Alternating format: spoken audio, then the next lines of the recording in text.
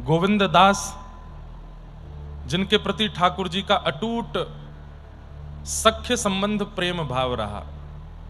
अच्छा, एक बात बंधुओं आपको हम स्पष्ट करें कि श्री गोवर्धन नाथ जी, श्रीनाथ जी इन सब सखाओं के साथ इतने सख्य भाव से क्यों रहते हैं? ये सब सखाओं जैसी लीला ठाकुर जी कलिकाल में क्यों कर रहे हैं? क्योंकि ब्रजमंडल में जब ठाकुर जी प्रकट हुए तो 11 वर्ष ही ठाकुर जी को सख्य लीला करने का अवसर मिला, बस। और 11 वर्ष में ठाकुर जी को इतना सुख मिला, इतना आनंद आया कि ठाकुर जी को अब इच्छा होने लगी कि ये सख्य रस और हम लेवें। 11 वर्ष ही क्यों हुआ था? इसके पीछे एक कथा हमारे रसिकजन संतजन सुनाते हैं। एक बार एक नगर में अकाल पड़ गया था और उस नगर में एक ब्राह्मण रहते थे जिनके यहां पर सब संत जनों का आगमन होता था। यात्री संत जन जो होते थे उसी ब्राह्मण के यहां जाते थे और जाकर के वहीं प्रसाद ग्रहण करते थे। लेकिन अब उस नगर में अकाल पड़ा, ये बात संतों को नहीं पता थी। संत जन अब भी वही प्रेम भाव मान करके उस ब्राह्मण के यहां जाते थे। तो अब वो ब्राह्मण ये सोचता था कि अब मैं कैसे इनके लिए व्यवस्था करके लाऊं। एक बार संत आए तो मना तो कर नहीं सकते कि आपकी सेवा नहीं करेंगे, सेवा तो करनी है, लेकिन करें कैसे? और इस वक्त हमारे नगर में तो व्यवस्था नहीं है ये सब चीज प्रदान करने की। तो आप संत आए तो उनको मना नहीं किया। आपको पता चला पास के नगर में एक सेठ है, उसके यहां पर अगर कोई व्यक्ति 4-5 घंटे काम करता है तो वो 1 सेर आटा उसको देता है, रुपए नहीं देता, आटा देता है। तो आप गए और उसके यहां जाकर के 11 घंटे काम किया। 11 घंटे काम करने पर जितना 5-6 सेर आटा मिला उसको लेकर के आए, आकर के रोटी सब्जी बना करके संत को पवाया। तो संत को यह बात पता चल गई थी कि यहां तो अकाल है, दुर्भिक्ष है, ये कैसे लेके आए सामग्री। तब उन्होंने पूछा कि तुम्हारे नगर में तो अकाल पड़ा है, तुम सामग्री कैसे लेकर के आए? तो उन्होंने बताया कि भगवान, पास के एक नगर में एक सेठ जी हैं, उनके यहां 2-3 घंटे काम करो तो वो 1 सेर आटा देते हैं। तो आप सबकी सेवा के लिए मैं वहां गया और 11 घंटे वहां क्रम करके आया और उन्होंने मुझे ये आटा दिया जिससे मैंने सामग्री बनाई। संत इतने प्रसन्न हो गए, बोले वरदान मांगो, क्या चाहिए? संत को लगा था कि वरदान में धन मांगेंगे, संपत्ति मांगेंगे, वैभव मांगेंगे, लेकिन ये सब ना मांग करके उस सेठ ने, उस ब्राह्मण ने संत से वरदान मांगा कि नाथ, मुझ पर कृपा करके आप ऐसा वरदान दे दीजिए कि मुझे ठाकुर जी को अपनी गोद में खिलाना है और उनकी बाल लीलाओं को अपने घर में घटते हुए देखना है। मेरे लाला बनकर के ठाकुर जी बाल लीला करें, ऐसी मेरी भावना है। कृपा करके मेरी इस इच्छा की आप पूर्ति करो। तब संत ने मन में विचार किया, मुझे तो लगा धन मांगेंगे, स्वर्ण मांगेंगे, मणि माणिक मांगेंगे, लेकिन ये तो ठाकुर जी की प्रेम भक्ति मांग रहे हैं। तब उन्होंने कहा कि तुमने 11 घंटे सेवा करके ये जो अन्न की सामग्री इकट्ठी करी, इसके फल के रूप में हम तुम्हें वरदान देते हैं कि ठाकुर जी तुम्हारे यहां जन्म भले ही नहीं लें, लेकिन 11 वर्ष के लिए लीला करने के लिए कभी ना कभी तुम आएंगे। वही ब्राह्मण फिर नंद बाबा बनकर के आए और श्री ठाकुर जी जन्म लिए देवकी जी के यहां, वसुदेव जी के यहां, लेकिन 11 वर्ष उनके यहां बालक बनकर के लीला किए, क्रीड़ा किए। लेकिन 11 वर्ष की क्रीड़ा में ठाकुर जी का पेट नहीं भरा, मन नहीं भरा। फिर आ गया कलिकाल। अब कलिकाल में ठाकुर जी लीला करते नहीं है। क्यों? कलिकाल के लोग बड़े विचित्र हैं, इसलिए ठाकुर जी यहां पर केवल सेवा कराते हैं, यहां पर लीला नहीं करते। लेकिन बीच में एक शतक आया, 100 वर्ष का समय आया जिसमें केवल भक्त हुए। बंधुओं, ये 100 वर्ष का ही समय था जिसमें सारे भक्तों ने जन्म लिया, चाहे वो महाराष्ट्र के हों, राजस्थान के हों, गुजरात के हों, उत्तर प्रदेश के हों, कर्नाटक के हों, जहां कहीं भी भक्तों का जन्म हुआ, जिनके चरित्र आज हम लोग पढ़ते सुनते हैं, ये उसी 100 वर्ष के अंदर हुए थे, जिसे भक्ति शतक कहते हैं। इसीलिए हमारे विठोबा पूरी दुनिया कीर्तन करती है राम कृष्ण हरि, पूरी दुनिया कीर्तन करती है विठ्ठल विठ्ठल, लेकिन विठोबा कीर्तन करते हैं ज्ञानेश्वर माऊली। ज्ञानोबा तुकाराम, ज्ञानोबा तुकाराम। तो किसी ने पंडरीनाथ जी से कहा कि आप ज्ञानोबा तुकाराम दो भक्तों के नाम बोलते हो, इसका मतलब ये दो ही आपको ज्यादा प्रिय हैं। तब ठाकुर जी बोले नहीं, हम इन दो भक्तों का नाम इसलिए नहीं बोलते क्योंकि हमें ये दो ही प्रिय हैं, बल्कि हम इसलिए बोलते हैं, बोले ज्ञानेश्वर माऊली भक्ति शतक के प्रथम वर्ष में हुए थे और तुकाराम जी भक्ति शतक के अंतिम वर्ष में हुए, इसलिए ज्ञानोबा तुकाराम बोलते हैं। तो बीच में जितने भक्त हैं सब आ जाते हैं 100 वर्ष के अंदर के। अब चाहे वो उत्तर भारत के हों, राजस्थान के हों, गुजरात के हों, महाराष्ट्र के हों, जहां कहीं भी भक्तों ने जन्म लिया, इन 100 वर्षों में ही लिया, उसमें सबसे पहले भक्त का प्रादुर्भाव पृथ्वी पर श्री ज्ञानेश्वर माऊली के रूप में हुआ और भक्ति शतक के अंतिम प्रेमनिष्ठ भक्त के रूप में श्री तुकाराम जी हुए। इसलिए ठाकुर जी इन दोनों का नाम गाते हैं, ज्ञानोबा तुकाराम, ज्ञानोबा तुकाराम। क्यों? इन दोनों के नाम में सारे नाम आ जाते हैं, सारे नामों का आगमन हो जाता है। कलिकाल में जब ठाकुर जी गिरिराज जी में प्रकट हुए गोवर्धन रूप में, तो 11 वर्ष की जो क्रीड़ा थी वो ठाकुर जी की अधूरी रह गई थी और उसके लिए ठाकुर जी अत्यंत व्याकुल हो रहे थे। तब भगवान ने अपने उन्हीं अष्ट सखाओं को, पूर्व में जो कृष्ण जन्म में थे, उन्हीं को पुनः प्रकट करवाया और वही सूरदास, कुंभनदास, कृष्णदास, नंददास, गोविंददास, परमानंद दास, इन सब के रूप में प्रकट हुए, जिनमें से आज हम गोविंददास जी का चरित्र सुनेंगे। इतना अद्भुत चरित्र है श्री गोविंददास जी का। आहा, गोविंददास जी के एक पद को गा करके हम लोग आज की कथा में प्रवेश करेंगे। गोविंददास जी क्या गा रहे हैं?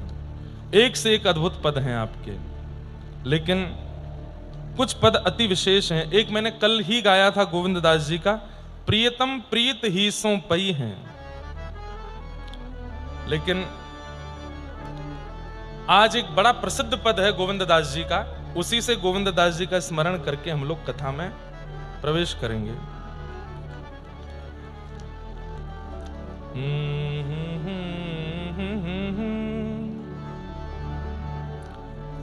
आवाज आ रही है हमारी? काफी काफी है ना? कहाँ करूं वैकुंठ ही जाए, कहाँ करूं वैकुंठ, सब लोग गाओ, कहाँ करूं वैकुंठ ही जाए, कहाँ करूं वैकुंठ ही जाए। हमारे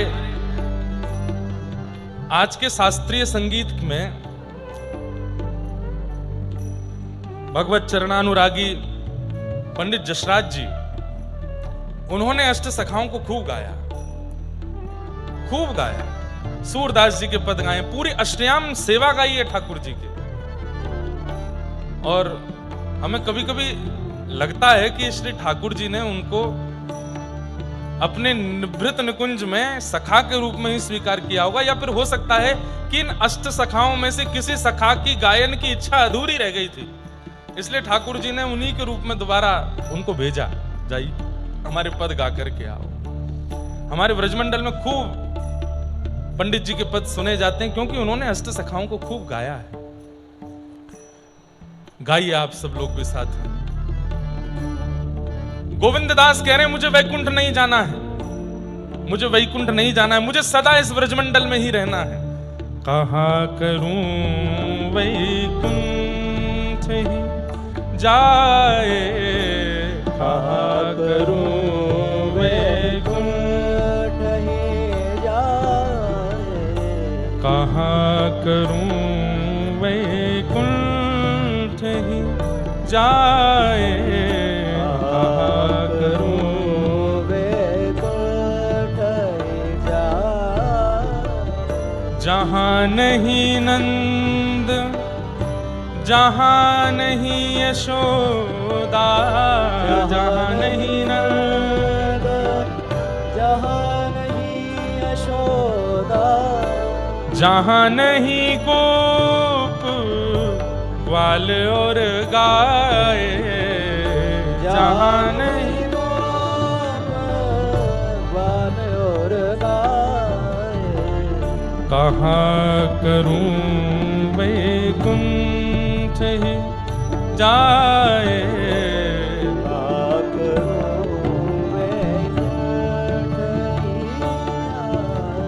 हे कहाँ करूं वैकुंठ ही जाए, कहाँ करूं वैकुंठ ही बोलो भक्त वत्सल भगवान की।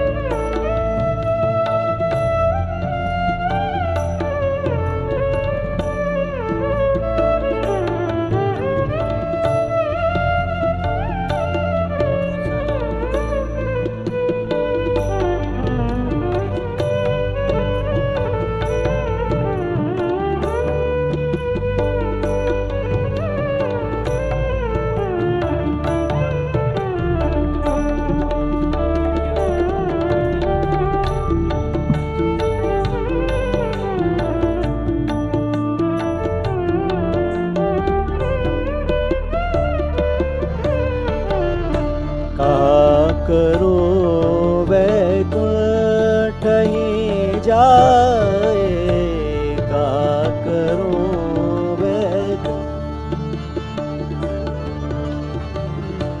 जहाँ नहीं नरद, जहाँ नहीं यशोदा, जहाँ नहीं नरद, जहाँ नहीं नंद, जहाँ नहीं यशोदा, जहाँ नहीं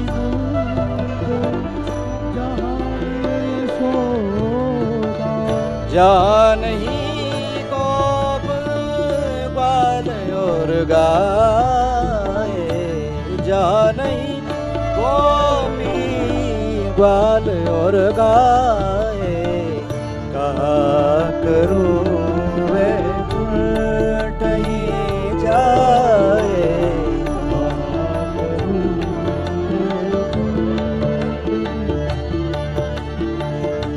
कहाँ करूं वैकुंठ ही जाए, कहाँ करूं।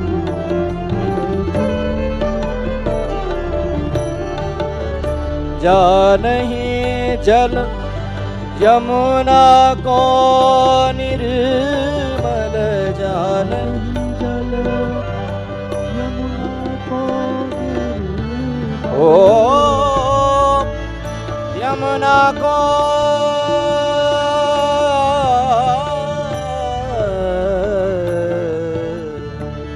जा नहीं जल यमुना को निर्मल, जहाँ नहीं जल यमुना को निर्मल, और नहीं कदमन की छाए, और नहीं कदमन की छाए, का करूं वैकुंठ जाए, का करूं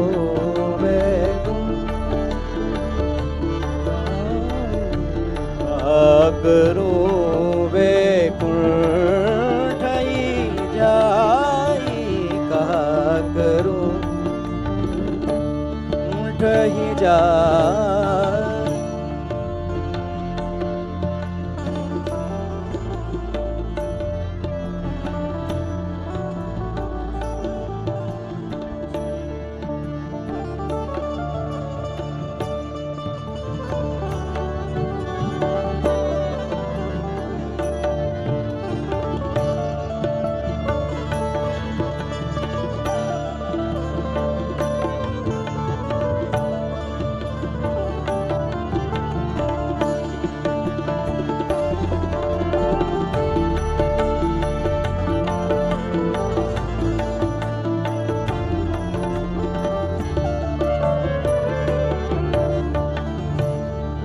परमानंद प्रभु चतुर ग्वालिनी, परमानंद प्रभु चतुर ग्वालिनी, परमानंद प्रभु चतुर ग्वालिनी, परमानंद प्रभु चतुर ग्वालिनी, गोविंद प्रभु तज नंद सुवन को, गोविंद प्रभु तज नंद सुवन को, गोविंद प्रभु तज नंद सुवन को, गोविंद प्रभु तज नंद सुवन को, ब्रज तज वहाँ बसती बलाए, ब्रज तज वहाँ मोरी जाए बलाए, हे ब्रज तज मोरी जाए बलाए, ब्रज तज मोरी जाए बलाए, कहाँ करूं वैकुंठ जाए, कहाँ करूं वैकुंठ जाए, कहाँ करूं वैकुंठ जाए, कहाँ करूं वैकुंठ। ब्रज तज मोरी जाए बलाएं, गोविंद प्रभु तज नंद सुवन को। गोविंद दास जी की ऐसी भावना है कि व्रज में आज भी ठाकुर जी विराजमान है, और यदि व्रज मिल गया है तो हम इसे छोड़ के वैकुंठ नहीं जा सकते। परमानंद दास और गोविंद दास दोनों की छाप से ये पद मिलते हैं। कई जगह ये बात है भी कि ये परमानंद दास जी का है कि गोविंद दास जी का है, परंतु ग्रंथों में कहीं गोविंद दास जी का भी मिलता है और कहीं परमानंद दास जी का भी मिलता है, तो दोनों के भाव से हम इसको स्वीकार करें। भगवान के श्रीदामा नाम के सखा, जो कि किशोरी जी के भैया हैं, वही गोविंद दास जी के रूप में प्रकट हुए। आपका जन्म हुआ, और जैसा कि अन्य सखाओं में भी देखा जाता है कि सब में गायन और कवित्व करने की जन्म से ही कला ठाकुर जी ने प्रदान की है। आप में भी वही कला है, आप भी कवित्व भी करते हैं, गायन भी करते हैं। बहुत ध्यान से सुनिए। गायन करते थे, कवित्व भी करते थे, लेकिन मन को संतुष्टि नहीं होती थी। एक प्रसिद्ध गायक के रूप में आपका नाम था पूरे ब्रजमंडल में।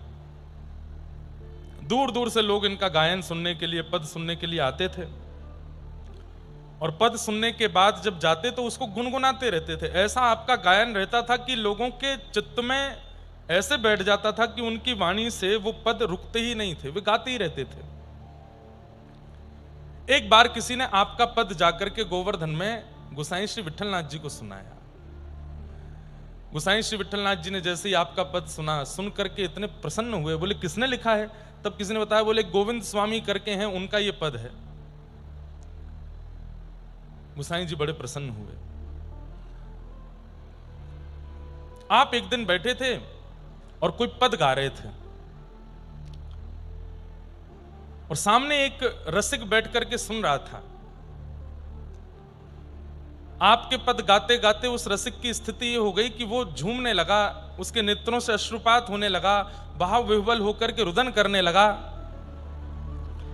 तो गोविंद दास जी के मन में, ये पहले इनका नाम गोविंद स्वामी था, मैंने कहा ना दास तो ठाकुर जी के चरणों में आने के बाद होते हैं। तो गोविंद स्वामी जी के मन में आया, पद मेरा, शब्द मेरे, स्वर मेरा, गा मैं रहा हूं, और जो स्थिति मेरी होनी चाहिए थी वो मेरी तो हुई नहीं, इसकी हो रही है। ये कैसे संभव हो सकता है? तो गोविंद स्वामी जी ने जब उसके पद विश्राम हुआ तो उससे पूछा, बोले भैया तुम्हारी ये हालत देख करके, तुम्हारा ये भाव देख करके मेरे मन में थोड़ी सी ना जलन हो रही है कि जो स्थिति मेरी होनी चाहिए गायन करने के बाद, वो मेरी तो हो ही नहीं, तुम्हारी कैसे हो रही है? ठाकुर जी का सुंदर भाव मैं गा रहा हूं, लेकिन व्याकुलता तुम्हारे मुख पर दिखाई दे रही है, ऐसा क्यों हो रहा है? तब उसने कहा, आप कितना सुंदर गा रहे थे, कितने अच्छे शब्दों का प्रयोग कर रहे थे। गोविंददास जी बोले, वो तो पता मुझे भी है, लेकिन वैसी भावुकता मुझे क्यों नहीं हो रही जैसी तुमको हुई? तब उसने कहा, ये मेरे सदगुरु की कृपा है, ये मेरे गुरुदेव की कृपा है। आपके शब्द मेरे कानों में पड़ते हैं, मुझे दृश्य दिखने लगता है, श्याम सुंदर दिखने लगते हैं। सामने बैठे कुछ गा रहे हैं, कुछ कह रहे हैं, ऐसा अनुभव होने लगता है। गोविंददास जी बोले, ये अनुभव अगर मुझे करना हो तो? बोले, अगर आपको ये अनुभव करना है तो आपको गुरुदेव की शरण लेनी चाहिए। बोले, आपके गुरु कौन हैं? बोले, मेरे गुरु गोसाई श्री विठलनाथ जी, वल्लभाचार्य महाप्रभु के शिष्य। गोसाई श्री विठलनाथ जी मेरे गुरु हैं। गोविंददास जी की इच्छा हुई कि मैं उनकी शरण में चलूं, और आप गोसाई श्री विठलनाथ जी की शरण में आए, सन्मुख आकर के बैठे। गोसाई श्री विठलनाथ जी ने इनको जैसे ही देखा, देखते ही बोलने लगे, बिल्कुल ऐसे जैसे कितने जन्मों से एक दूसरे को जानते हैं। अरे गोविंद, कैसे हो भैया तू? गोविंददास जी बोले, मैं तो पहली बार आपसे मिला हूं, आपको मेरा नाम कैसे पता? बोले, तेरो नाम बस हमको पता है, कई लोगों ने आके हमको बताई कि ब्रजमंडल में एक बहुत सुंदर कविता करवे वारो एक गायक है, नाम है वाको गोविंददास। तो बोले, ये कैसे पता चला कि मैं ही वो गायक हूं, मैं ही वो कवि हूं? बोले, तू आयो, आकर के मेरे सामने बैठो, तो बस तू को देख करके मुझको अनुभव है गयो। गोविंददास जी ने कहा, बस मेरी एक ही इच्छा है कि आप कृपा करके अब मुझे शरणागति प्रदान करो। गोसाई श्री विठलनाथ जी ने आपको शरणागति प्रदान की, और शरणागति प्रदान करते ही आपका नाम रखा गोविंददास। आहा, ठाकुर जी के मधुर दर्शन कराए, नवनीत प्रियालाल जी का सुंदर दर्शन करके गोविंददास जी झूम उठे, आनंदित हो गए। इतनी सुंदर झांकी देख करके आपने ठाकुर जी की बाल लीला का सुंदर पद गाया, और उस पद में भाव ऐसा था कि गोविंददास जी कह रहे हैं कि अभी नेक्से से हैं तो इतने हमारे चित्त वृत्ति पर असर कर रहे हैं, ये बड़े हो जाएंगे तो थोड़े सुगड़ हो जाएंगे तो और कितने सुंदर लगेंगे गोसाई जी। ये अभी छोटे से ऐसी लीला कर रहे हैं, इन्हें एक बड़े हो जाएंगे तो इनकी लीला कैसी होयो करेगी। गोसाई श्री विठलनाथ जी बड़े प्रसन्न हुए कि अब गोविंददास को नित्य लीला का दर्शन होने लगा। एक बार की बात है, गोविंददास जी गोकुल में यशोदा घाट है यमुना जी का, वहां बैठ करके कुछ गा रहे थे, और जैसे ही गा रहे थे उसी समय क्या देखते हैं कि सांवरा सलोना बदन है और सांवरे सुंदर छोटे से लाला, और चलते हुए आए और गोविंददास के सामने आकर के बैठ गए। प्रत्यक्ष दर्शन हुआ। गोविंददास जी तो देख करके आनंदित हो गए, चरणों में प्रणाम करने लगे, प्रणिपात करने लगे, बलैया लेने लगे। जय जय, आप श्री नवनीत प्रियालाल ही हैं ना? बोले हाँ। सुबह सुबह का समय था, सूर्य उदय धीरे धीरे हो रहे थे, और गोविंददास जी बैठकर के वहां आलाप ले रहे थे। ठाकुर जी आ गए। गोविंददास बोले, जय जय, कैसे आगमन भयो आपको? तो ठाकुर जी क्या बोलते हैं, मैं गानों सीखना चाहूं, और आपको गायन सुन के मेरे मन में इच्छा है रही है कि मैं आपसे अब गानों सीखूं, मुझको गानों सिखाए दो। गोविंददास बोले, जय जय, आपको कहा आवश्यकता है, आप तो सब गुणों की खान हैं, आपके मुख से स्वर निकले ये तो बहुत दूर की बात, जब आप चलते हैं तो आपकी नूपुर ध्वनि, आपके अंग के जितने भी आभूषण आदि हैं, इन सबसे ही वेदत ध्वनि प्रकट होने लग जाती है। आपकी श्वास श्वास से वेदत ध्वनि प्रकट होती है। आपको राग सीखने की क्या आवश्यकता है? अरे ना, वो वारे राग ना गाने, मोकू तो वो वारे गाने। बोले कौन से? बोले जब मैं रास करवे जाऊं ना तो वहां पे सबरी सखी ऐसो अलाप ले ले करके गामे, प्रिया जी ऐसी सुंदर अलाप तारी करके गामे मोकू मन में बड़ी गिलानी होगा, मैं क्यों ना गा पा रहा हूं इनके जैसो। गोविंद दास तुम्हारे पास बहुत सुंदर स्वर है, तुम मोकू गानों सिखाए दो। तो गोविंद दास जी सामने बैठे और ठाकुर जी छोटे से लाला बन करके बिल्कुल उनके सामने आकर के बैठ गए। और ठाकुर जी ने कहा अब मैं नित्य आया करूंगा यही समय पे, और नित्य तुम मोकू गायन सिखाओगे। कोई स्वच्छंद कल्याण राग भी होता है, केवल कल्याण कल्याण राग होता है, केवल कल्याण राग। कुछ सुना दीजिए आप कल्याण, क्योंकि यहां पद में यही है कि गावत कल्याण राग। ठाकुर जी कल्याण राग से सीखना प्रारंभ कर रहे हैं गोविंद दास जी से। माइक कृष्णा जी को पहुंचाओ, हमको तो नहीं आता, आप सुना दीजिए। हाँ, कोई अभंगी सुना दीजिए या कुछ भी पंचपदी का ही कोई भाव सुना दो। हाँ,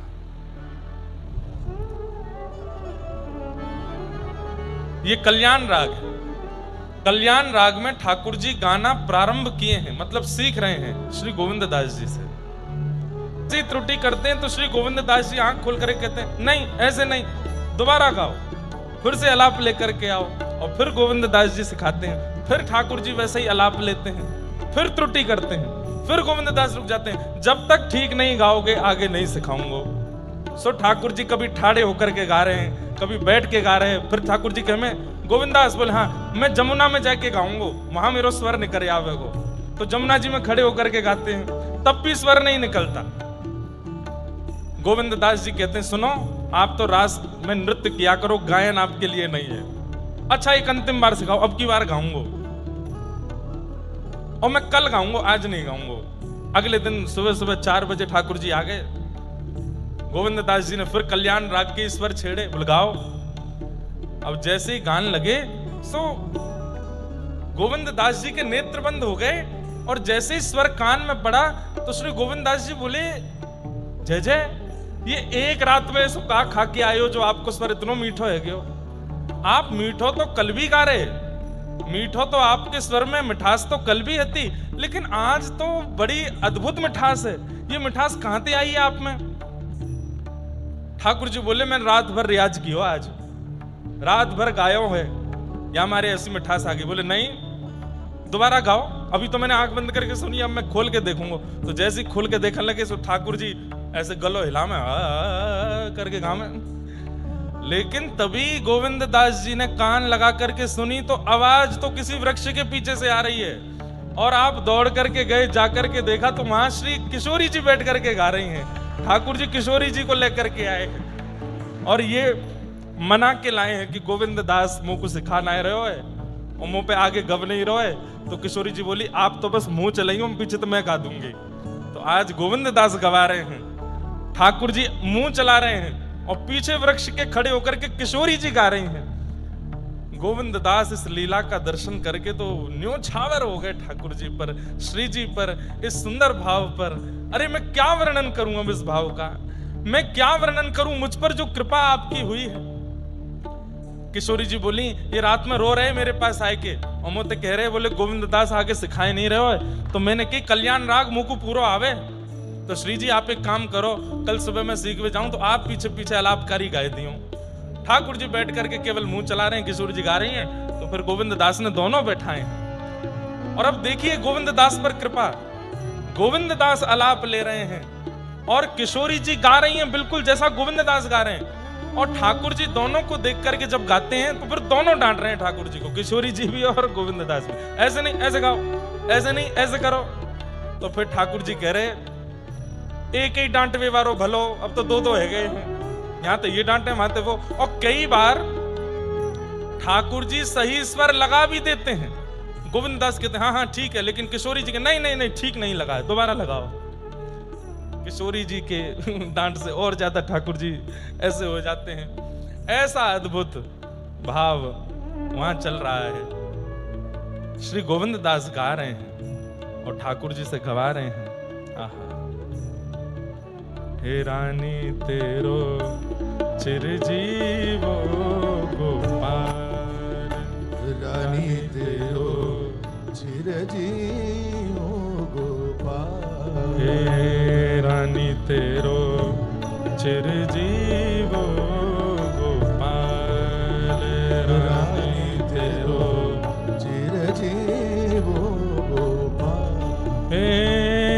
रानी तेरो चिरजीवो गोपाल,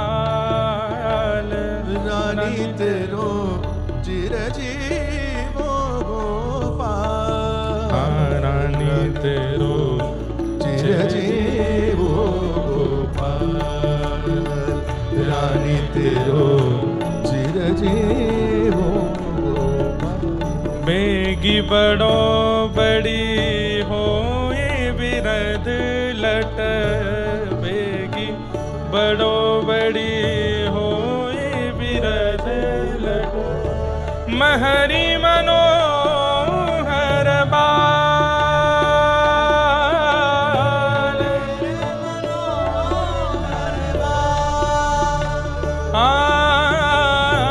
महरी मनोहर बाल, मनोहर बाल, बेनी मनोहर बाल,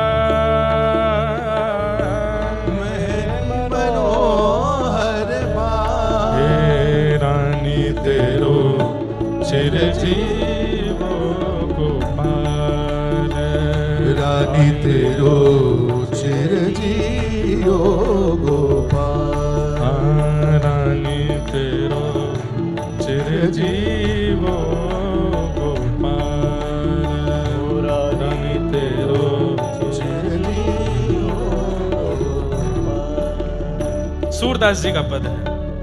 उपज पर्यो यह कूखी भाग्य बल, उपज पर्यो यह कोटि भाग्य बल, समुद्र सीप जैसे लाल, समुद्र सीप हे सब गोकुल के प्राण जीवन धन, गोकुल के प्राण जीवन धन, हे सब गोकुल के प्राण जीवन धन, सब गोकुल के प्राण जीवन ओ धन, बैरिन के उरसान, बैरिन के उपसान। ओ रानी तेरो चिरजीवो गोपाल, रानी तेरो चिरजीवो गोपाल, हे रानी तेरो चिरजीवो गोपाल, रानी तेरो चिरजीवो गोपाल। हे सूर की तो जिय सुख पावत है, सूर की तो जिय सुख पावत है, सूर की तो जिय सुख पावत है, सूर की तो जिय सुख पावत है, निरखत श्याम तमाल, निरखत श्याम तमाल, हे रजिया रज लाग्यो मेरी अखियन, रजिया रज लाग्यो मेरी अखियन, रोग दोष जंजाल, रोग दोष जंजाल। देखो कैसी लीला ठाकुर जी की। गोविंद दास जी से हमने सीखना शुरू किया, अब हम ही सिखाने लगे। इन्होंने प्रारंभ कराया, अब हम पूरा ही गा दिए। बीच बीच में आप ताने तराने कुछ तो गाओ, थोड़ी तो फीलिंग आवे कि गोविंद दास सिखा रहे हैं ठाकुर जी को।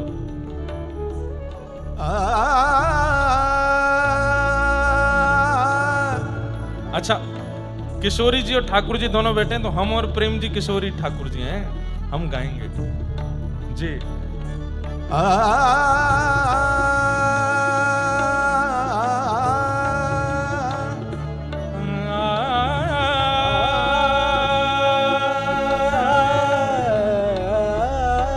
मैंने ठीक गाया और किशोरी जी ज्यादा गा रही हैं कछु।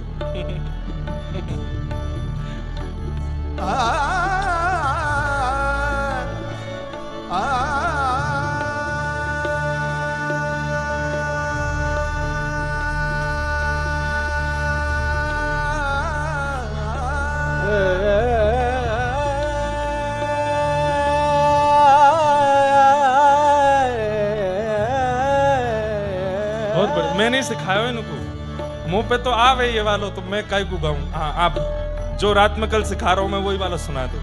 सुना जो रात में सिखाया हूं मैंने, सुना दो वही वाला।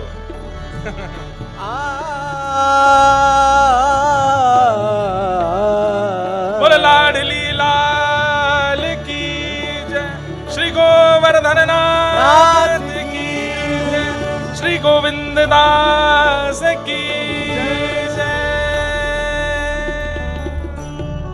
जय हो। इतना ही बहुत है, थोड़ी बहुत देर में पोल पट्टी खुल जाएगी सबरी गायन की, क्योंकि इनकी मशीन अगर गर्म है गई एक आध देर में तो ये ऐसे ऐसे कछु गा देंगे कि किशोरी जी ठाकुर जी अपनो सबरो मुरली और चुनरी उठा के चले जाएंगे, बोले आप ही गाते रहो। लेकिन अद्भुत है। गोविंद दास जी से संगीत सीखने जाते ठाकुर जी। अब एक दिन यशोदा घाट पर श्री गोविंद दास जी गा रहे थे और तभी गुसाई श्री विठलनाथ जी का वहां से निकलना हो रहा था और गुसाई जी ने तुरंत गोविंद दास की ओर देखा। रियाज कर रहे हैं, सुबह सुबह का समय है, रोज ही करते थे, तो कोई ऐसा विशेष ध्यान नहीं दिया था। लेकिन जैसे ही बगल से निकले तो अचानक गोविंद दास रुक गए गाते गाते और रुक करके बोले फिर से गाओ, ठीक से गाओ, ऐसे मत करो, इतना नाटक अच्छो ना रे लाला, ठीक से गाओ। तो गोविंद ये बात सुन के गुसाई विठलनाथ जी रुक गए, बोले ये गोविंद दास कौन से बात कर रहा है, क्योंकि वहां कोई था तो था नहीं, अकेले गोविंद दास बैठे हैं। देखो श्री जी तुम समझाए दो लाला को, मैं कल ते नहीं आऊंगा सिखावे, देखो गाना आ रहा ढंग ते।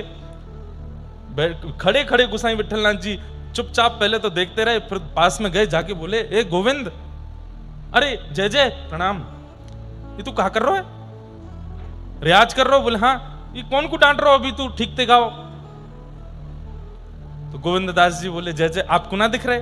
बोले ना, लाला बैठे हैं सामने, छोटे से लाला बैठे हैं और कान पे हाथ धर के गा रहे हैं। 4 दिन आते सिखा रहा हूं, सीख ही ना रहे, कभी यहां गलती कर दें, कभी वहां ऐसा करें और बार बार ऐसा कर रहे हैं। ये बात इतनी सहजता में गोविंद दास बोल रहे हैं, गुसाई विठलनाथ जी के नेत्र सजल हो गए। बोले ठाकुर जी बैठे हैं सामने? बोले हाँ।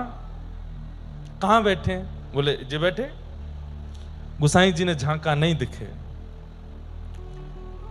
बोले सुनो, उनको मत छेड़ो, तुम गाते रहो, बीच बीच में मैं जो पूछूं वो बताना। क्या, कैसे दिख रहे हैं? बोले छोटे से हैं, नए नए से लाला हैं, 3-4 वर्ष के हैं, नेक नेक चलनो सीखो, ऐसी स्थिति में आमे चल के, और ऊंची धोती पहन के आए हैं, और सुबह सुबह को समय नेक जाड़ो पड़ रहा है तो कारी सॉल ओढ़ के आए हैं लाला। अच्छा, और कैसे लग रहे हैं? बोले 2 माल गले में पहनी है और सिर पर कछु ना पहनो, केवल अपने घुंघराले केशन को ऐसे बांध रखो है। अच्छा, और बोले आंखन में नींद भरी है, बीच बीच में गाते गाते ऐसे आंख मीड़ रहे हैं सुबह सुबह, और फिर गामे, फिर मीड़े, फिर गामे। अच्छा ये बताओ ठाकुर जी का स्वर कैसा है, उनकी आवाज कैसी है? जब वो गाते हैं तो उनके स्वर कानों को कैसे लगते हैं? गोविंद दास जी ने जो वर्णन किया है ना, सुन के रोंगटे खड़े हो जाएंगे आपके। गोविंद दास सीधे अगर मैं बोल दूं कि बहुत सुंदर गा रहे, ऐसा नहीं बताया। गोविंद दास बोले जय जय, प्रकृति का जो स्वर है, प्रकृति का स्वर क्या है? बोले जब हवा चलती है तो हवा की जो ध्वनि कान में आती है, जब नदी बहती है तो कलकल करते नदी का जो स्वर प्रकट होता है, कभी समुद्र के तट पर जाते हैं तो समुद्र की लहरों का जो स्वर होता है, जब वन में प्रवेश करते हैं तो घनघोर वन का जो अपना स्वर होता है, मिट्टी का स्वर होता है। मतलब प्रकृति का जो स्वर है वो स्वर अद्भुत होता है, और वो कानों को, हृदय को, बुद्धि को अत्यंत आनंद सुख देने वाला होता है। कहीं झरझर करती नदी बहती हो जिसका कलकल स्वर आता हो, आप उसके पास बैठ जाइए, आपको मानसिक रोग यदि होगा तो वो ठीक हो जाएगा केवल नदी का स्वर सुनने से। आप घनघोर वन में जाकर के बैठ जाइए, एंजाइटी डिप्रेशन दिमाग में जितना होगा सब स्वर ठीक हो जाएगा, केवल पत्तों की चलचलाहट सुन करके। गोविंद दास कह रहे हैं, बोले जिस प्रकार प्रकृति का स्वर हमारे अंतस्थ का मार्जन करता है और अंतस्थ को सुख देता है, ऐसी प्रकृति के स्वर से मिलती जुलती आवाज है ठाकुर जी की। एक बार को मैं सिखावे तो आऊं इनको, लेकिन जब ये गाना शुरू करें ना तो मेरी आंख भी बंद है जाए। वो तो मैं अध्यापक हूं या हमारे बीच बीच में मुझको डांटना टोकना पड़े, लेकिन जब ठाकुर जी गावे ना तो आंख बंद है जाए, चित्त वृत्ति कहीं और चली जाए, मन मुग्ध है जाए, इतना सुंदर स्वर लगे, ऐसा लगे कि बस ये सुनता ही रहूं इन कानन ते। लेकिन गुसाई जी बोले लेकिन जब किशोरी जी स्वर लगाती हैं, जब किशोरी जी गाती हैं, गोविंद दास बोले किशोरी जी भी आती हैं? बोले हाँ, वो भी तो बैठी हैं बगल में। बोले वो कैसी दिख रही हैं? बोले लालाते साल भर छोटी हैं, ठाकुर जी तो साल भर छोटी हैं, और सवेरे सवेरे यही हाथ पकड़ के लामे लाला को, और यही बैठा के लामे, यही उठा के लामे नंद भवन थे। अच्छा, और किशोरी जी कैसा गाती हैं? बोले किशोरी जी जब गाती हैं, कभी यहां ब्रह्मा प्रकट हो जाते हैं, कभी यहां इंद्र प्रकट हो जाते हैं, कभी यहां सरस्वती प्रकट हो जाती हैं, कभी यहां सारे देवता प्रकट हो जाते हैं। किशोरी जी का गायन होते ही यमुना जी का प्रवाह रुक जाता है, श्री यमुना जी मंत्रमुग्ध होकर प्रकट हो जाते हैं, सूर्य चंद्रमा आकाश से प्रकट हो जाते हैं, सारे लोकों के सब देव सब ऋषि सब जन यहां आकर के कान लगा करके केवल वृक्षों के पीछे छुप करके किशोरी जी का स्वर सुनने लगते हैं। ऐसा सुमधुर स्वर है। गुसाई श्री विठलनाथ जी ने गोविंद दास जी के सिर पर हाथ रखा, बोले गोविंद तुम कितने भाग्यशाली हो। ठाकुर जी की लीलाओं का सबको अनुभव हुआ है, लेकिन जैसा अनुभव तुम कर रहे हो ऐसा अनुभव कोई नहीं कर रहा। गोविंद ऐसा कभी कुछ मत करना कि ठाकुर जी तुम्हारे सामने लीला करना बंद कर दें, सदा ये लीलाएं करते रहो। और सुनो, हाँ मेरी योग्यता होगी तो मैं देखूंगा। गुसाई विठलनाथ जी को तो दिखती थी लीला, लेकिन फिर भी बोले तुम आकर के मुझे बताते रहा करो और क्या लीला करते हैं, ठीक है? बोले जी। गोविंद दास इस प्रकार ठाकुर जी को संगीत सिखाते हैं और ठाकुर जी संगीत सीखने जाते हैं। ऐसे गोविंद दास जी एक दिन ठाकुर जी ने इनसे कही,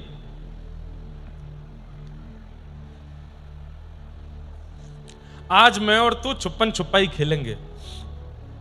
क्या खेलेंगे? छुपन छुपाई। एक दिन बताई थी ना हमने कि एक छुपता है और दूसरा 10 तक गिनती गिनता है, और 10 गिनती हो जाने के बाद फिर ढूंढने जाता है कहां छुपे हो,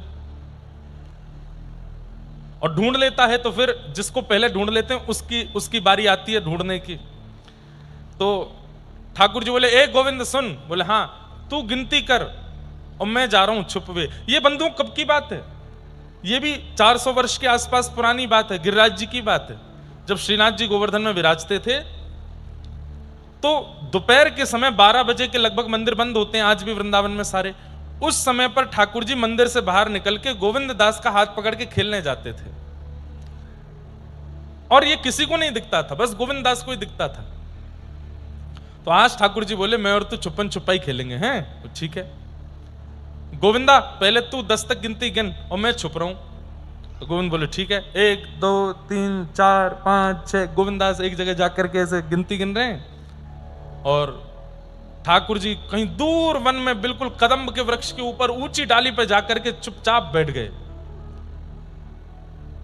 गोविंद दास की ढूंढने की बारी आई। सब लोग इधर देखो, यहां देख के सुनो। गोविंद दास की ढूंढने की बारी आई तो गोविंद दास इतने चतुर, वो ढूंढ नहीं रहे तो सूंघ रहे हैं। इत्री की सुगंधी जहां जहां से आ रही है वहीं वहीं ठाकुर जी जहां जहां चरण धरते हैं। ललित गति विलास वल गुहास प्रणय निरीक्षण कल्पितो रुमाना। ठाकुर जी ललित गति से जब चाल रखते हैं, जहां चरण रखते हैं उतने उतने पत्तों में से, उतने वृक्षों में से सुगंधी अपने आप प्रकट हो जाती है। तो गोविंद दास के लिए कितना सरल हो गया, जहां जाते हैं वहां सुगंधी नहीं होती, सुई मुड़ जाते हैं, फिर आगे जाते हैं, हाँ यही सुगंधी, यहीं चलते रहो, वहीं चलते चलते। अच्छा दूसरी बात, ठाकुर जी के चरणों में हल्के हल्के कुमकुम लगे हैं, तो कहीं कहीं कुमकुम की छाप दिख जाती है। ठाकुर जी जिस वृक्ष को छूते हैं वो वृक्ष पिघल जाता है, उतना हिस्सा वृक्ष का टपकने लगता है, तो उससे पता चल जाता है यहां छू के गए हैं। गोविंद दास ऐसे ढूंढते ढूंढते गए और बड़ी जल्दी उस वृक्ष के नीचे पहुंच गए जहां पर अनंत सुगंध आ रही थी, सौंधी सौंधी ठंडी हवा चल रही थी। ठाकुर जी के संग प्रकृति चलती है, जहां जहां ठाकुर जी चलते हैं प्रकृति चारों ओर घूमती है। सौंधी सुगंध आ रही है, मंदम मंदम हृदय स्पर्शी, तन स्पर्शी, अत्यंत सुख देने वाली हवा चल रही है। गोविंददास पहचान के बोले यहीं बैठे हैं, अब ढूंढनो है। गोविंददास ने नजर घुमाई और जैसे ही ऊपर देखे तो ऊपर ही ठाकुर जी बैठे थे, जैसे यहां बैठे हैं वो बैठे हैं ना, ऐसे ही बैठे थे ठाकुर जी। लाला मिल गो। ठाकुर जी रिसिया के उतर गया, वो तो कैसे मिल जाऊं मैं कहूं ना ढूंढे, मैं इतनी दूर जाके छिप जाऊं तब भी मुझको कहीं ना कहीं तो जाके ढूंढ ही लेवे, तो को कैसे पता चल जाए, मैं कह को बताऊं मुझे कैसे पता चले, मुझे तो पता चले। अब सुनो, बात मत घुमाओ, जाओ गिनती करो, अब मैं छुपूंगा तुम ढूंढो। ठाकुर जी बोले ठीक है मैं जा रहा हूं। ठाकुर जी गए, जाए करके 1 2 3 4 5 गिनती करने लगे। गोविंददास जी चटपट एक वृक्ष के ऊपर चढ़ के जाके बैठ गए। ठाकुर जी ने 10 तक गिनती गिनी, 10 गिनती गिनवे के बाद देखी कहां है। बोले अब धूप पड़ रही है, दोपहर को समय है, अब या गोविंददास को ढूंढना पड़ेगा, जन कहां जाके छुप गए होगो। एक काम करूं, बोले कहा या कुछ छुपो रहने, में जाके सो रहा हूं। और ठाकुर जी गए मंदिर में जाके रजाई ओढ़ के सोए गए। और वहां गोविंददास बैठे, ठाकुर जी आ रहे होंगे, ठाकुर जी आ रहे होंगे। 4 बज गए शाम के, और 4 बजने का मतलब है उत्थापन, ठाकुर जी के मंदिर खुलते हैं सब जगह। गोविंददास अब तक छुपे ही बैठे हैं और पसीना पहुंच रहे हैं, बार बार आ रहे होंगे, जय जय आ रहे होंगे। यहां नहीं आ पा रहे, थोड़ा पास चलो जाऊं, ज्यादा दूर आगे और लगूं, जय जय लाला, कहीं ज्यादा दूर चले गए दिखे, फिर और पास चले गए, अरे जय जय जल्दी ढूंढ लो मुझको। और ठाकुर जी की तरफ से कोई प्रत्युत्तर नहीं आवे। इतने में ही संध्या के उत्थापन के दर्शन खुल गए मंदिर में, और टन टन टन घंटे की आवाज बजी। गोविंददास जी बोले ये तो मंदिर खुलवे को ध्वनि है रही है। अच्छा तो मतलब मैं यहां छुपा बैठा हूं, खुद जाके मंदिर में दर्शन दे रहे हैं भक्तन को। अभी बताऊं। इतने में ही गोविंददास हाथ में छड़ी लिए और बोले आज नहीं छोड़ूंगा या लाला को, आज बताऊंगा।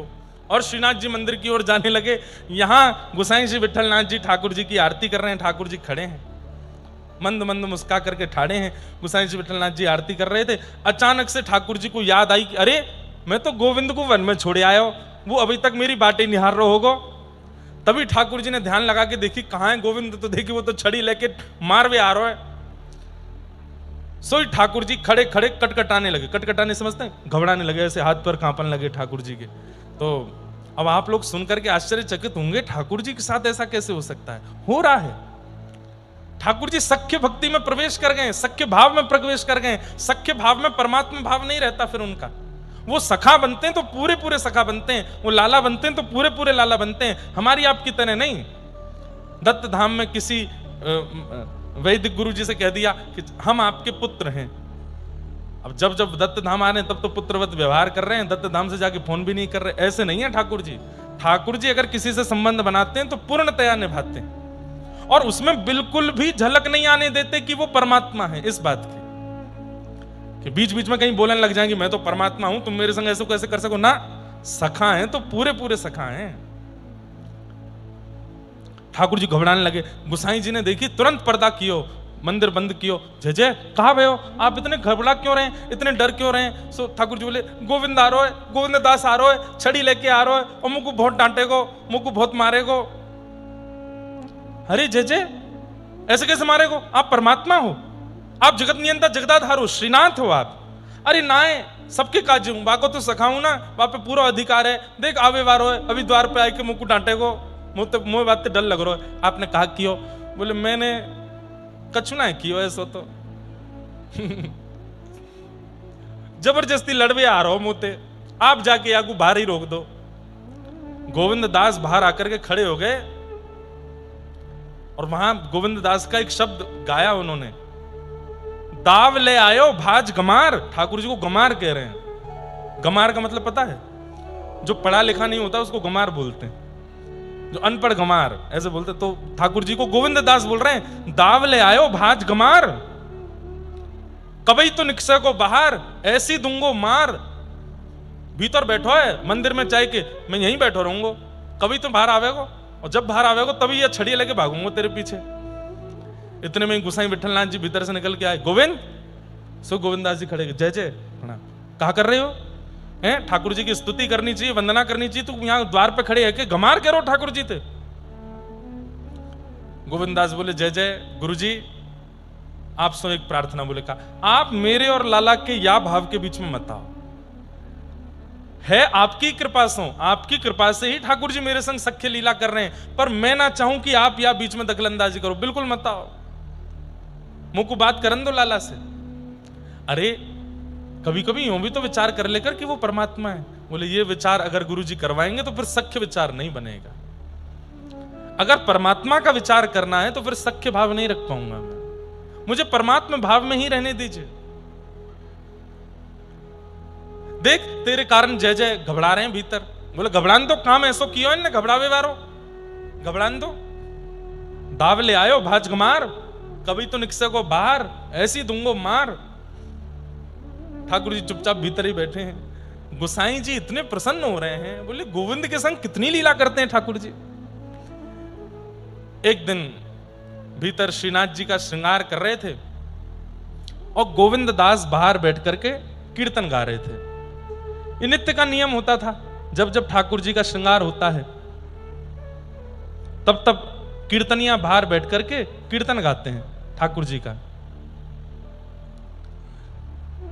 आप गा रहे थे, राजत दंपति कुंज महल में, राजत दंपति कुंज महल में, राजत दंपति कुंज महल में, राजत दंपति कुंज महल। गोविंद दास जी जब पद गायन भी करते थे ना ठाकुर जी के सन्मुख, तो इस भाव से करते थे कि मेरो सखा अपनी प्रियतमा के संग बैठो है। लाडली जी मेरे सखा की प्रियतमा है, वहां भी सख्य भाव ही रखता है उनका, परमात्मा भाव नहीं रखते हैं। अब देखो, ये तो कहने की बात है, पर मन में किंचित ये भाव तो है कि ये परमात्मा है, पर उस परमात्मा भाव को आने नहीं देते हैं, सख्य भाव की ही प्रधानता रखते हैं।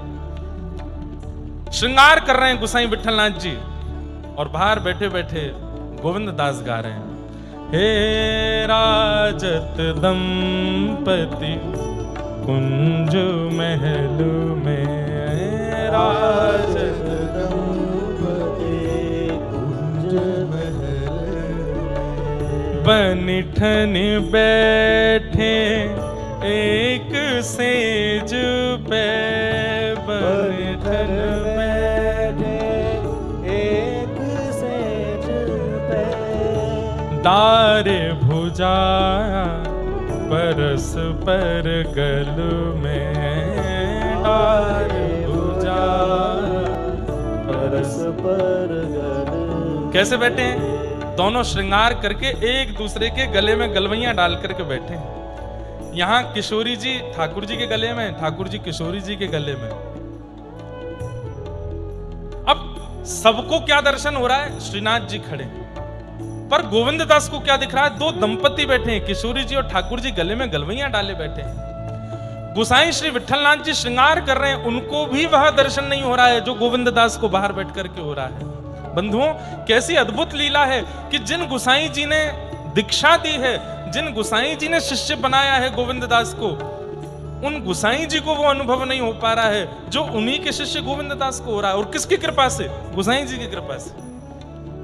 कृपा में कितना बल है कि उस कृपा का आस्वादन गोसाई जी स्वयं नहीं कर पा रहे हैं, जो कृपा गोसाई जी की गोविंद दास पर हो रही है। अद्भुत है। हाँ, दोनों बैठे हैं और क्या कर रहे हैं?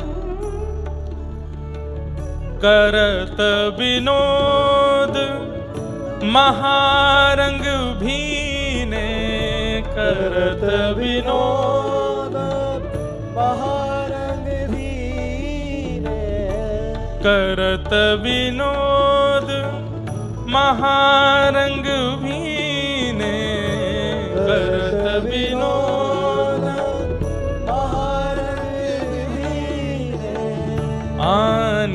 सहित पिय और प्यारे, आनंद सहित प्रिय और प्यारे। अरे श्रृंगार करके जिनके हाथों से श्रृंगार हुआ वो गोसाई जी भी बैठ जाते हैं और बैठ करके वो भी अनुभव करने लगते हैं कि मैंने श्रृंगार करके ठाकुर जी को तैयार किया, पर वास्तविक में यहाँ लीला घट क्या रही है, वो गोविंद गा रहा है।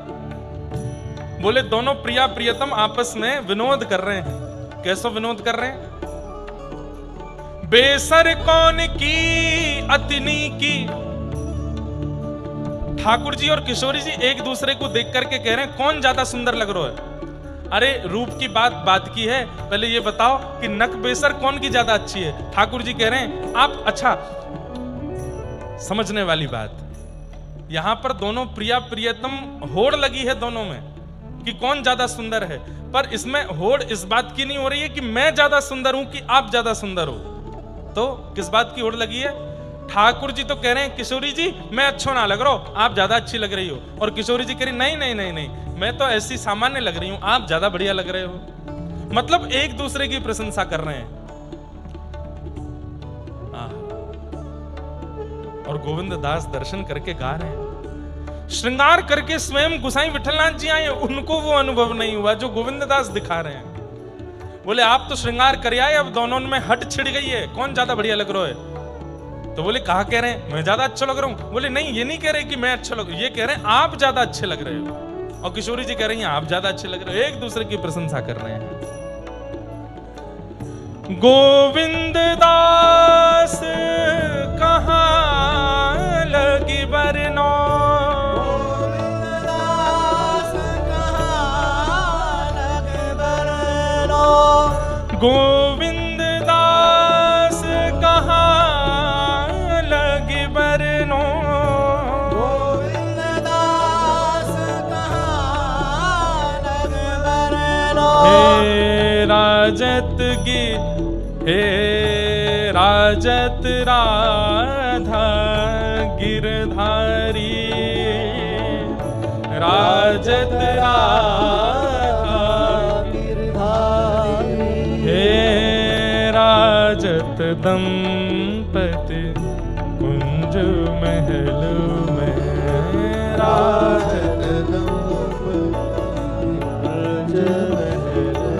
हे राजत दंपति कुंज महल में, राजत दंपति कुंज महल, हे राजत दंपति कुंज महल में, राजत दंपति कुंज महल।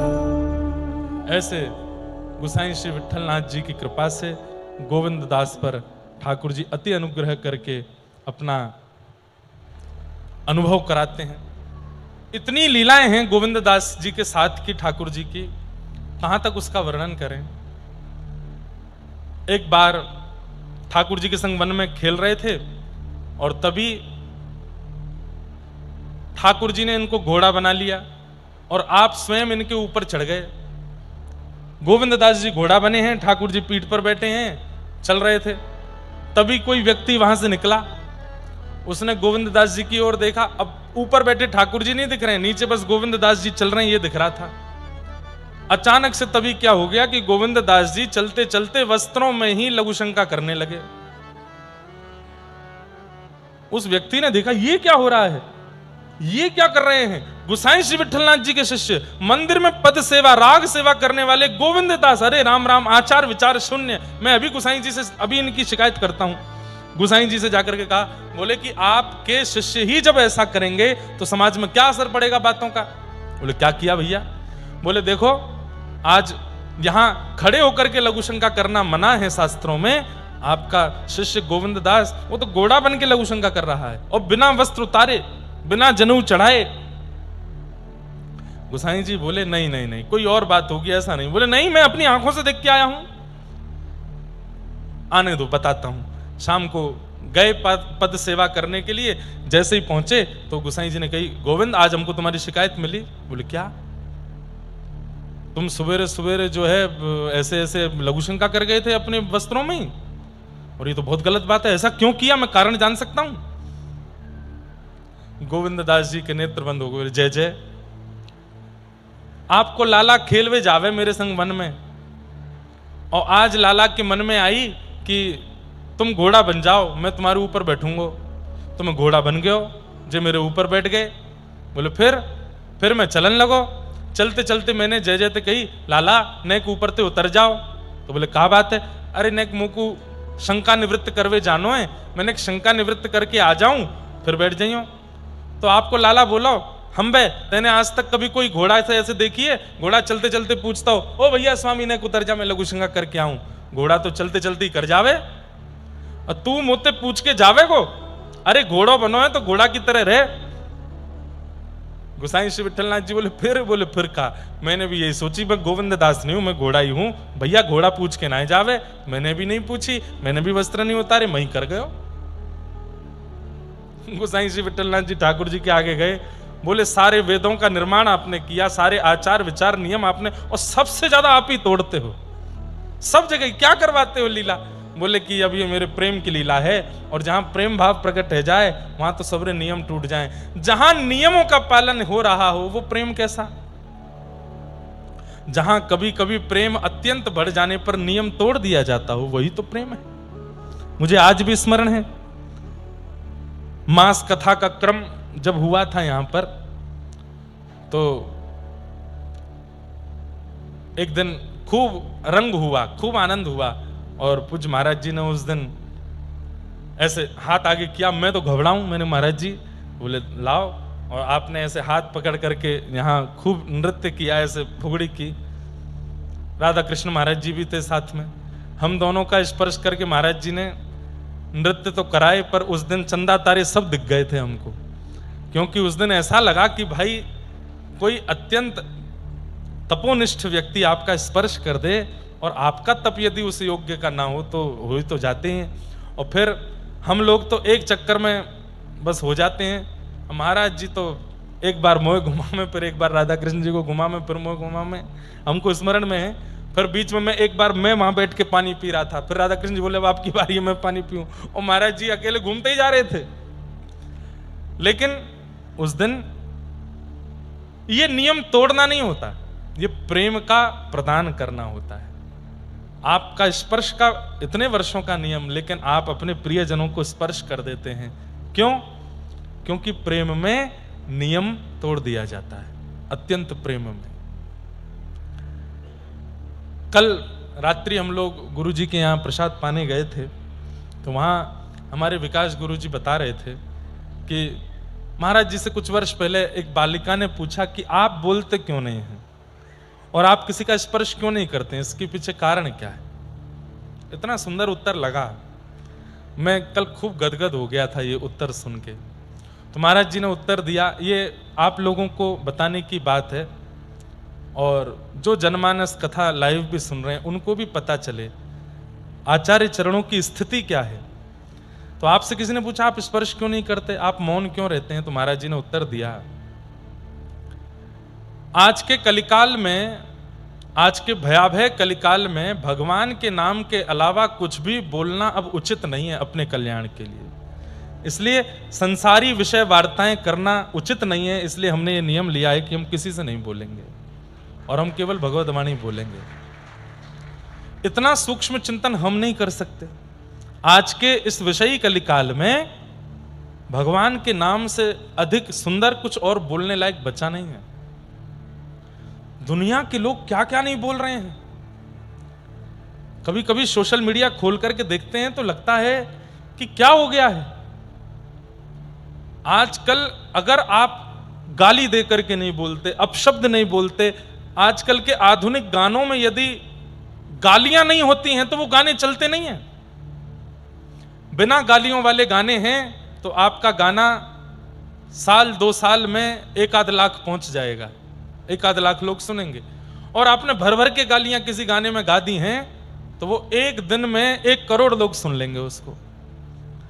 सोच रहे हैं आप, समझ रहे हैं कि किस दिशा में हम लोग पहुंच चुके हैं, कहां पर प्रधानमंत्री जी कभी कहते हुए दिखते हैं नारी सशक्तिकरण के बारे में, नारी रक्षा के बारे में, नारी सुरक्षा के बारे में। इतना नारियों का रक्षण करने के लिए सरकार बोलती है। हमारे शास्त्र कहते हैं कि नारियों का सम्मान जहां नहीं होता उस घर में देवता तो क्या, पितृ भी उस घर का तर्पण स्वीकार नहीं करते जहां नारियों का सम्मान नहीं होता है। और आज सबसे ज्यादा गालियां मात्र और बहन के रूप में ही दी जाती है।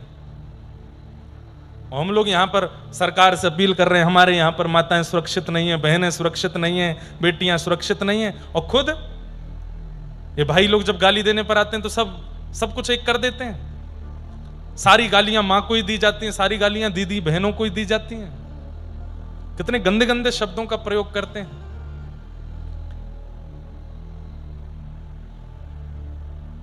और सबसे बड़ी बात, बोलने वाला तो है ही, सुनने वालों को भी वही सुनने में सुख मिल रहा है। और इनमें केवल पुरुषों का दोष नहीं है, आजकल की नवयुवतियां भी इसमें बहुत आनंद लेती हैं, बहुत प्रसन्न हो रहे हैं। हाँ हाँ, कितनी अच्छी वाली गाली दी, ये कोई बात है? तब महाराज जी ने, अब ये तो आज की बात हम देख रहे हैं, महाराज जी ने तो वर्षों पहले नियम ले लिया कि अब इस संसार में बोलने लायक वस्तु या बोलने लायक कुछ बचा नहीं है भगवान के नाम के अलावा, इसलिए मौन हो गए, केवल भगवान नाम कभी कभी बोलते हैं। मैंने एक बार स्वर सुना था महाराज जी का, महाराज जी को भी स्मरण नहीं होगा, कि जब मास कथा हो रही थी तो अचानक से गोदावरी जी में जल आया था और पूरा दत्त धाम इतना आनंद में आ गया था। मुकुंद काका भी थे साथ में, आप भी शायद गोविंद काका की उस दिन आए थे, तो हम लोग सब लोग गए थे नीचे गोदावरी स्नान करने, महाराज जी भी आए। तो जब मुकुंद काका स्नान कर रहे थे तब महाराज जी ने उनके पीछे खड़े होकर के एक बार कहा था, दिगंबरा, तो मैं वहीं पास ही खड़ा था। तब मैंने बस स्वर पहली बार महाराज जी का सुना, और वो स्वर इतना अद्भुत था। ये हम महाराज जी को संकुचित करने के लिए महाराज जी को नहीं बोल रहे हैं, आप सबके बीच अपने भाव बता रहे हैं।